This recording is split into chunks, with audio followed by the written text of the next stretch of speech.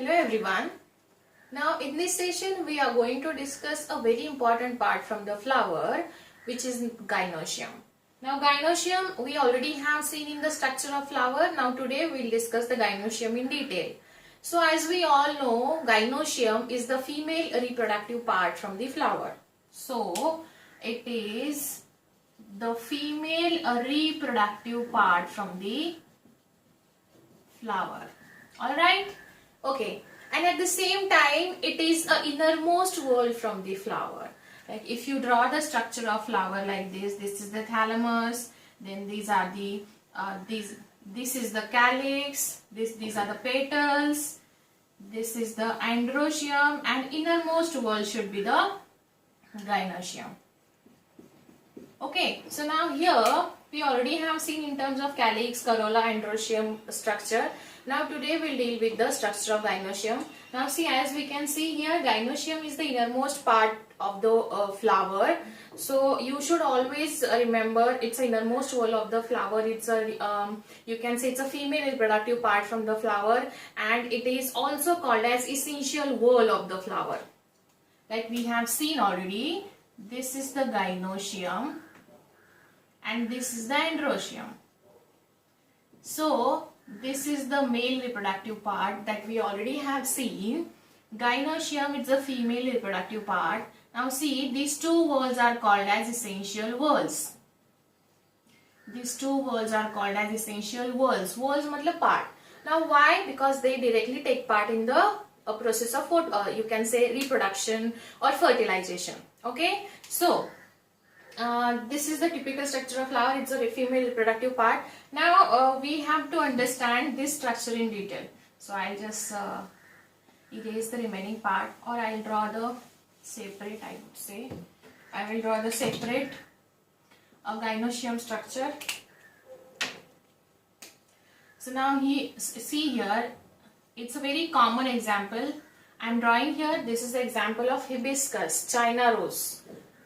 So now you can, if you see, you can see this. Now I am drawing this like thoda sa magnifying view I am drawing here, because we have to learn it in a very detailed way. Okay, so now this is the structure of gynoecium. Now here it's a ovary. Now this structure we should call it as a ovary. This is from here to here, you can see this is the tube-like structure. Okay, so this is a tube-like structure which is called as style. Style, and here you can see these are the 5 bifurcated structure from each other, and these are called as stigmas, or these are called as stigma collectively. So in a way, the gynoecium wall should be having these 3 subcomponents in it. So stigma, style, and ovary. Now they have their individual function to play, and we have to see that. Stigma means it has to receive the pollen grain. It should receive the pollen grains from the male part, and then it should facilitate the germination of pollen grain. Then when pollen grain germination is completed, then it forms a pollen tube like this. So this is the tube which facilitates the growth of pollen tube and journey of pollen tube. And then from here, this pollen tube would come here and would unite here like this. Suppose this is the pollen tube, would come here like this in search of female gametophyte, and it would be having a male gametophyte. Male gamete honge usme, and now it would be coming like this in search of here egg cell, and this here would be a female gametophyte and egg cell. So in this way the fertilization occur. We'll see in detail, don't worry now in terms of this structure. Just focus on gynoecium. We have to deal with the fertilization process in detail in terms of angiospermic plant. So now just remember here, It's a stigma which has to receive the pollen grains after the pollination completed. So ये बस pollen grain को receive करेगा, pollen grain को germinate कराएगा, pollen grain को welcome करेगा, and after welcoming the pollen grain, the next part should be the formation of pollen tube. So pollen tube would be formed in terms of this tube-like structure, and this tube-like structure would facilitate or would guide the pollen tube in terms of egg cell. सो वो यहाँ तक पहुंचेगा और यहाँ already हमारा क्या होगा, एक फीमेल गैमेटोफाइट होगा, ओव्यूल जिसको हम बोलते हैं, और वो ओव्यूल में एक एग सेल होगा, एंड वो जो मेल गैमेटोफाइट है would fertilise with the female gametophyte. So now we'll just quickly see the structure of this. Now here this is the structure of ovary. Now in structure of ovary, one ovule is situated. One ovule is situated like this. One ovule is situated like this, and it has connected with the one thread like structure which is called as placenta. Placenta जो होता है उससे वो connected रहता है, and here it should be a number of, इसके अंदर ovules होने चाहिए. Okay, so now we'll see in detail when we'll deal with the structure in the reproduction chapter. So now you just understand here, ovary is actually has, or ovary have a number of ovules in it. Ovary में बहुत सारे ovules होते हैं, and after fertilization completed, ovary turns into the fruit. Ovary fruit में convert होती है. Ovary fruit में convert होगा, and these ovules should convert into the seeds. Okay, so this is a very important part. इस पे बहुत बार question भी आ चुके हैं. Always remember, fruit is nothing but the ripened ovary. मतलब वो बिल्कुल पका हुआ ovary होता है, ripened ovary, and the seeds are actually the ovules. Okay, after fertilization. So yes, stigma. Now I also have a hibiscus का flower with me. Now here you can see, यहाँ अगर आप देख सकते हो, that these are the 5 stigmas. Okay. ये 5 stigmas है, and this is the androecium, and now these are the, we already have seen, these are the petals and calyx and corolla. So now see, if we'll remove this part, अगर हम इसका ये part अगर remove भी कर देते हैं, तो we get this structure. अगर आपके घर में भी होगा hibiscus का, तो आप भी करके देख सकते हो. This is actually the practical होगा ये आपको जब आप 11th standard में school college जाना शुरू करोगे. तो now here you can clearly observe this structure, और बहुत ही beautifully and patiently आपको ये करना पड़ेगा. उसके लिए आपके पास tools होंगे dissection box में. So now see, this is the structure which I am talking about. So now here this is the structure. Now these are the stigmas. They will receive the pollen grain. pollen grain को receive करेगा. Now ये जो है, अगर ये androecium है जिसका structure हम already पढ़ चुके हैं, अगर मैं एंड्रोशियम को भी यहाँ से निकाल देती हूँ, तो एंड्रोशियम को निकालने के बाद अंदर से एक व्हाइट कलर का ट्यूब जा रहा है जो कि स्टिकी है. अगर आप ये करके देखोगे तो आपको थोड़ा सा स्टिकीनेस फील होगा. स्टिकीनेस मतलब ये बिल्कुल ड्राई नहीं होना चाहिए, इट शुड बी म्यूकसी और शुगरी होना चाहिए, सो दैट ये पोलन ग्रेन और मेल गैमेटोफाइट को नरिशमेंट भी प्रोवाइड करेगा और ड्राइनेस से भी बचाएगा, है ना. So now see, when you observe here, अगर आप ये नीचे वाला पार्ट देखोगे यहाँ, so it has a ovary and ovules in it. इसमें ओवरी एंड ओव्यूल्स होने चाहिए. सो अगर हम इसको आराम से कट करते हैं यहाँ से अंदर, लाइक ये आपको पूरा एक ट्यूब दिखाई देगा. मैं यहाँ ट्राई करती हूँ, but because it's a very slippery, अगर वो टूट जाता है तो ये एनीवेज आपको घर पे भी समझ में आएगा, आप घर पे भी उसको लेके आराम से कर सकते हो. सो यस, ये जो है इसके अंदर आपको एक व्हाइट कलर का ट्यूब दिखेगा, and that is actually the pollen tube. Now see, यहाँ दिख रहा है, this is the white colour का tube, and which is a very delicate in nature. वो बहुत ही ज्यादा डेलिकेट होगा. So yes, style, stigma, style and ovary. मैं उसको आराम से निकालने की कोशिश करती हूँ so that it doesn't break. देखो, आप देख सकते हो बहुत ही स्लिपरी एंड चिपचिपा है, वो म्यूकसी है. सो देखो, आपको ये व्हाइट कलर का ट्यूब दिखाई दिया. नाउ सी, स्टिग्मा, ये व्हाइट कलर का ट्यूब पूरा all the way towards the ovary है, लाइक दिस. एंड ये व्हाइट कलर का ट्यूब है, देखो कितना छोटा सा है, डेलिकेट सा है. ये व्हाइट कलर का ट्यूब जो कि ओव्यूल्स तक पहुंच रहा है. So this is nothing but the style. वो यहाँ तक पहुंच रहा है, नीचे ओवरी है. ठीक है. So this is the structure of gynoecium. ये गाइनोशियम का स्ट्रक्चर है. But then we also have seen the members of gynoecium are called as pistils और carpel.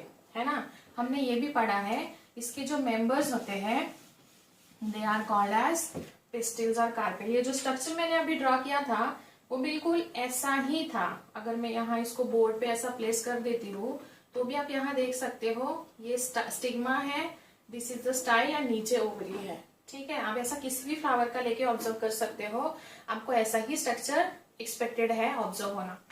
Now see this one, the members of gynoecium are called as carpels, and on the basis of this it can be one, the flower should have one carpel or two carpel or three carpel or maybe more than 5 carpels. Okay, so the carpels, they are the representative members from the gynoecium, and these carpels maybe, it can be if one carpel is present. If one carpel is present, it is called as monocarpellary. Mono means one, carpellary मतलब the flower should have only one carpel. फिर if two carpel, then it should be a bicarpellary. Okay. Now if 3, then tricarpellary. If 4, then tetracarpellary. And if 5 carpel, then it should be a pentacarpellary. Okay. So now understand this one.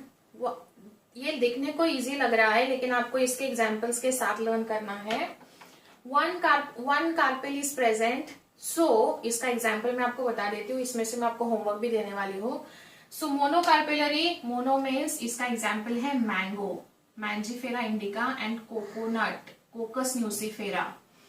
Mangifera indica and कोकस nucifera is the best example because इसके अंदर एक ही seed आपको देखने को मिलता है. जितने carpels होते हैं उतने ही सीड्स होते हैं. ये बहुत सारे फ्लावर्स के लिए एप्लीकेबल होता है ये ट्रिक, लेकिन मैं इसको कैसे आइडेंटिफाई करना है ये बाद में बताऊंगी आपको. बट अभी के लिए याद रखिए, if the flower has one carpel then it is suppose to call as a monocarpellary and the example is mango and coconut. If the 2 carpels are there, then the best example is remember to datura. Now today I didn't get the datura flower, so अगर कहीं मिलता है future में तो I'll show you to definitely. Tricarpellary, tetracarpellary and pentacarpellary. Pentacarpellary तो hibiscus का ही होता है because इसमें 5 स्टिग्मा है, right? So pentacarpellary मतलब 5 स्टिग्मास होने चाहिए. So yes, ये है hibiscus, इसका बेस्ट एग्जाम्पल है to remember. And penta के बाद maybe it can be a many carpels, so that can be a polycarpellary. Polycarpellary होता है जैसे आपने देखा होगा कस्टर्ड एप्पल, सीताफल जिसको बोलते हैं, तो उसमें बहुत सारे सीड्स होते हैं, तो वो उसका एग्जाम्पल हो सकता है बिकॉज जितने सीड्स उतने कार्पेल्स होना चाहिए. So yes, custard apple हो सकता है इसका example. Now you have to find out tri and tetracarpellary के examples and let me know. ठीक है, कंपल्सरी होमवर्क है. आप आपके नोटबुक में ऐसे ही नोट्स बनाइए, नीचे एग्जाम्पल के साथ उसको मेंशन करके रखिए. ठीक है, इजी पार्ट है ये, इजी एंड डुएबल भी है, इसमें कोई एक्सक्यूज नहीं चलेगा. जैसे जनरली आपके ग्रुप में मैं देख रही हूँ आपका एक्सक्यूज होता है sorry for delay, apologies for delay. क्यों डिले है, आपको क्या है काम घर पे, बस यही तो करना है ना. एक छोटे से छोटे होमवर्क और असाइनमेंट के लिए आप मुझसे कितनी बार सॉरी बोलते हो, नाम नहीं गिनाऊंगी, लेकिन अभी कुछ भी एक्सक्यूजेस देने से पहले या मैसेज करने से पहले सोच लेना कि मैडम मुझे फीवर है, मेरा ये है, मेरा अमका है, मेरा ढमका है. नीट प्रिपेयर कर रहे हो आप, नीट प्रिपेयर कर रहे हो मतलब इसका जो सीरियसनेस है, सिंसियरनेस है, वो आपके सब तरफ से आना चाहिए. समझ में आ रहा है आपको? Okay, so now next would be you can say if the carpels are fused or if the carpels are free, then the terms are known as. If the carpels are fused भी हो सकते हैं, and if the carpels are free. So carpels अगर fused होते हैं, if they are fused in nature, they are called as syncarpous. If they are fused, the condition is called as syncarpous. And if they are free, they are called as apocarpus. Okay, so now these are the very important terms here, syncarpus and apocarpus. मैं syncarpus का example तो बता देती हूँ, fused hibiscus और China rose, but आपको अपोकार्पस का example मुझे आपको बताना है, and this is the homework for you all. Carpel किस में फ्री होते हैं, विच इज कॉल्ड एज अपोकार्पस. ठीक है, या फिर हम अभी भी उसका एग्जाम्पल डिस्कस करते हैं. मे बी घर में रोज होगा. Rose is the best example of this apocarpous. इसमें आपको दिखेगा नहीं, लेकिन अगर ध्यान से देखोगे तो ये रोज का फ्लावर है. ये रोज के फ्लावर में देखो अंदर से पूरे फ्री रहते हैं. ये फिर भी छोटा सा फ्लावर है मेरे पास आज, बाकी अभी सारे बर्ड्स हैं, लेकिन ये देखो अगर इसको आप देखोगे तो इसमें फ्री है, आपको दिखाई देगा. जनरली आप कोई भी फ्लावर देखो उसके अंदर जो होता है येलोइश और समवट बेज कलर का, वो पूरा फ्री रहता है. So this is nothing but the free carpels. The condition is called as this thing. क्या बोलते हैं, अपोकार्पस. ये एग्जाम्पल मैंने बता दिया रोज. दूसरा एग्जाम्पल मुझे still I want this example और दिस होमवर्क फ्रॉम यू. ठीक है, ओके. सो ये सारी चीजें हमने आज पढ़ ली. गाइनोशियम कैसा होता है, क्या होता है. Now on the basis of gynoecium and the structure of thalamus, the flower has divided into the three types. Three types में फ्लावर डिवाइडेड है. पहला फ्लावर का टाइप है which is hypogynous. Hypogynous flower है. दूसरा फ्लावर का type है which is epigynous. अभी हम लोग ये कंपैरिजन करके पढ़ लेंगे, बिकॉज बायो में बहुत सारी चीजें कंपैरिजन करके पढ़ी जा सकती है. इससे आपको बहुत ज्यादा आसानी होती है चीजें याद रखना. देखना, कभी दो चीजों को कंपेयर करके पढ़िए तो आपका बहुत ज्यादा टाइम सेव हो जाता है. This is called as smart study. तो यहाँ हाइपोगाइनस, पहले we have to find out the meaning of hypo and this is the epi. पहले हम इसका मतलब समझेंगे. गाइनस तो सेम दिख रहा है, right. So hypo means below. Hypo का मतलब होता है below and epi means above. So यहाँ कुछ तो बिलो होने वाला है और कुछ तो अबव होने वाला है, इतना आपको याद रखना है. ये टर्म हम सीड जर्मिनेशन के टाइम पे भी यूज करने वाले हैं, हाइपो एंड इपी. सो यहाँ अच्छे से याद रखिए उसको. हाइपोगाइनस मीन्स यहाँ क्या होता है, here hypogynous flower, the gynoecium. Now this is the gynoecium. The gynoecium would occupy the highest position. See, gynoecium है. This is the structure of gynoecium. Because it's the innermost wall. Now, the remaining wall, they should be from this point. उसके नीचे से आने चाहिए. So this is the endoecium. Then after that, it would be a petal. After that, it would be a calyx. And ये उसका thalamus होगा, है ना. So now here understand this point. The gynoecium, this gynoecium occupies the highest position in the flower and rest of the whorls are below it. ठीक है. So gynoecium occupies is the highest position. Gynoecium occupies highest position. Okay. And the rest of the whorls, these androecium, calyx and corolla, these will be below it. So this is the structure of hypogynous flower. Now when this condition you get in the floral formula, then this is the ovary which is called as, इसमें होती है ovary का type होता है, like ovary का एक type होता है. This is called as superior ovary. जब गाइनोशियम हाईएस्ट पोजीशन पे रहता है तो हाईएस्ट रहेगा तो सुपेरियर तो बनता है. तो हाईएस्ट को ऐसे याद रखो, it is called as superior ovary. Now here in this is the epigynous. Gynoecium पहले ड्रॉ कर लेना है. अगर एग्जाम में भी एक क्वेश्चन आता है तो पहले हम जिस चीज के बारे में बात कर रहे हैं उसको ड्रॉ कर लीजिए. गाइनोशियम को पहले ड्रॉ कर लीजिए. गाइनोशियम को ड्रॉ करने के बाद now next you can do is, here it has occupies the highest position. So highest तो नहीं होगा. Now here gynoecium occupies the lowest position. Lowest position होना चाहिए. So ये lowest position है, मतलब यहाँ ये उसका androecium हो गया. Now here it's a calyx and this thing. Right. So यहाँ gynoecium occupies the lowest position. So gynoecium occupies the lowest position and rest of the remaining whorls are above it. Okay, and here the remaining whorls are below it, right. बाकी के सारे words क्या होंगे, उसके नीचे होंगे, because it has actually located at the top most position of the flower. Now here they are gynoecium is you can say at the lowest position of the flower and rest of the whorls are above it. Now here in this case the ovary is called as, you can say the ovary is called as inferior ovary.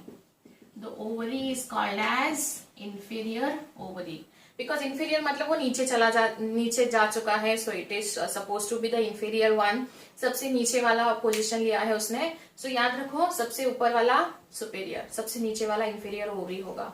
Now ये जब आप floral formula में इसको लिखोगे, symbolic form में लिखोगे, like science के form में लिखोगे, तो यहाँ हमेशा एक चीज याद रखो, this gynoecium is represented as a G, capital G in the floral formula.